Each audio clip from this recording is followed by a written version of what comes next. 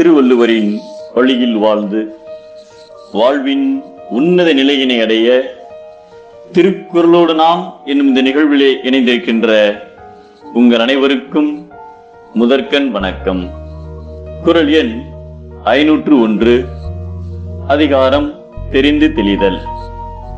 ஒரு முறை மராட்டிய மன்னர் மாவீரன் சிவாஜியை கொலை செய்ய ஓர் இளைஞன் அவரது படுக்கையறைக்குள்ளேயே வந்துவிட்டான். ஆனால் சிவாஜி அவனை கையும் களவுமாக பிடித்து, ஏன் என்னை கொலை செய்ய வந்தாய் என்று விசாரித்தார். அப்போது அந்த இளைஞன், என் தாயாருக்கு உடல்நலம் சரியில்லை, அவரை காப்பாற்றுவதற்கு என்னிடம் போதிய பண வசதி இல்லை, உங்களை கொலை செய்தால் நிறைய பணம் தருவதாக ஒருவர் கூறினார், அதனால்தான் உங்களை கொலை செய்ய துணிந்து இங்கு வந்தேன் என்றான். மன்னரை கொலை செய்ய முயன்றதால் அவனுக்கு மரண தண்டனை வழங்கப்பட்டது.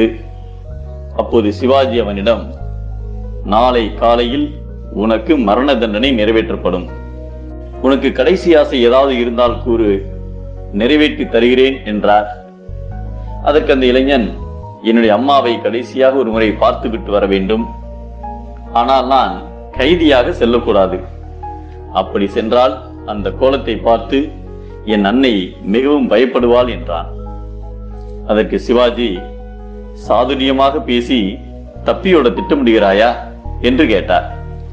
அதற்கு அந்த இளைஞன், மன்னா, நான் மானமுள்ள மராட்டியன், சொன்ன சொல் தவறமாட்டேன் என்று உறுதியளித்தான். சிவாஜி மராட்டியர்கள் மீது தனி பாசம் கொண்டிருந்த காரணத்தினால் அந்த இளைஞன் தன் அன்னையை பார்த்துவிட்டு வருவதற்கு அனுமதி அளித்தார். அதே போன்று அந்த இளைஞன் தன் அன்னையை பார்த்துவிட்டு வாக்கு தவறாமல் மீண்டும் திரும்பி வந்தான். மன்னா, இப்பொழுது நீங்கள் எனக்கு மரண தண்டனை வழங்கலாம் என்று தெளிவாகவும் கம்பீரமாகவும் கூறினான். அப்போது சிவாஜி, இளைஞனே, உன் போன்ற நம்பிக்கைக்குரியவர்களை யாராவது கொள்வார்களா? அப்படி கொள்வதற்குத்தான் மனம் வருமா என்று கேட்டவாறு அவனை ஆற தழுவி தனது படையில் சேர்த்துக் கொண்டார்.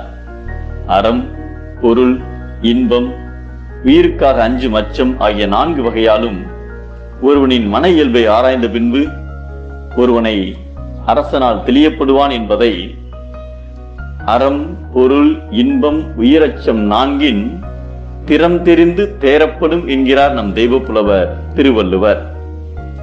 ஆராயாமல் தெளிதல் தோல்வி, ஆராய்ந்து தெளிதலே வெற்றி.